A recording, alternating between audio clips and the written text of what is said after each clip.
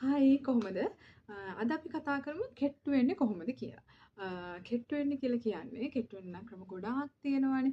ඉතින් ඒ ක්‍රම අතරින් මට වැඩ කරපු ක්‍රමයක් තමයි මේක. ඇත්තටම මේක මම කෙට්ටු වෙන්න හිතලා කරපු දෙයක් නෙමෙයි. වෙන දෙයක් කරන්න ගිහිල්ලා ඒකේ අනුසාරයෙන් තමයි මම දැනගත්තේ මේ දෙයින් කෙට්ටු වෙනව නේද කියලා. ඇත්තට මම කිව්වොත් මම ගොඩාක් වතුර බොන්න කැමතිත් නැහැ. වතුර පෙවෙන්නෙත් නැති කෙනෙක්. ඉතින් මම මේ අවුරුද්දේ මුල ගෝල් එකක් විදිහට මම හිතාගත්තා. මම කොහොම හරි මම වතුර බොන පුරුද්ද මම ඇති කරගන්නවා කියලා. ඉතින් ඒ හින්දා මම ජනවාරි ඉඳන් පටන් ගත්තා ලොකු වතුර ලීටර් 3 වතුර බෝතලයක් අරගෙන ඒ ලීටර් 3 මම කොහොම හරි දවසට බොනවා කියලා. ඉතින් පළවෙනි සතියේම හරි අමාරුයි.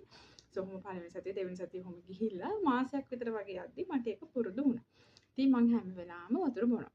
මේ ඉතින් ගොඩක්ම මම කෑම 3 වේලට කන්න කලින් කෑමට පෙර වතුර මිලිලීටර් 500ක් විතර බිව්වා. ඒ කියන්නේ මම බබාලට කවන්න කලින් මම වතුර මිලිලීටර් 500ක් විතර බොනවා. ඊට පස්සේ බබාලට කවනවා. කවලා ඒ පැය භාගයක් විතර වගේ යනවනේ. ඊට පස්සේ තමයි මම කෑම ගන්නවා. ඉතින් මම ගොඩක් ප්‍රමාණයක් කන කෙනෙක් නෙමෙයි. නමුත් ඒ කන කුඩා ප්‍රමාණය වුණත් ඒ ප්‍රමාණයත් මට කන්න බැරි වුණා. මොකද නිකන් මට බඩ පිරිලා වගේ දැනුණා. ඊට පස්සේ මම හිතුවා මේක තමා මම කෙට්ටු වෙන්න බලපාන හේතුව. මොකද මගේ වටේ පිටේ ඉන්න කට්ටියත් කිව්වා ඔයා දැන් ගොඩක් කෙට්ටු වෙලා කියලා. සහ මේ මගේ බරත් පොඩ්ඩක් අඩු වෙලා තිබුණා. මට එහෙම කෙට්ටු වෙන්න බර අඩු කරගන්න අවශ්‍යතාවයක් නැහැ. මොකද මම සාමාන්‍ය BMI එකක ඉන්න කෙනෙක් නිසා. ඉතින් මම හිතුවා මේ ටිප් එක ඔයාලත් එක්ක ෂෙයා කරගන්නම් කියලා.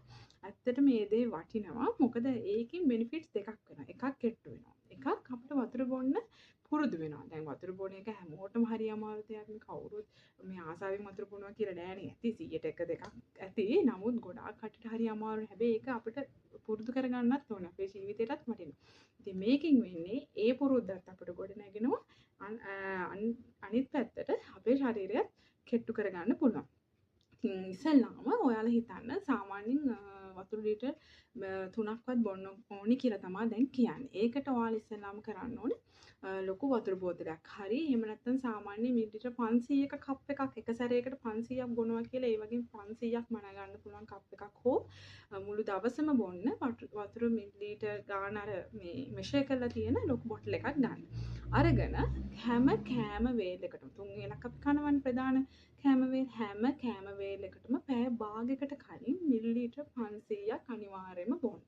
අනිවාර්යයෙන්ම බොන්න. ඊට පස්සේ පැය භාගයකට පස්සේ කෑම කද්දී ඔයාලට නිකන් තේරෙනවා බඩ පිරීලා වගේ. එතකොට ඔයාලා ගන්න කෑම ප්‍රමාණයෙන් අඩු ප්‍රමාණයක් තමයි ගන්න වෙන්නේ. ඊට අමතරව එතකොට දැන් එහෙම 500 500 ගානේ 3 වේලට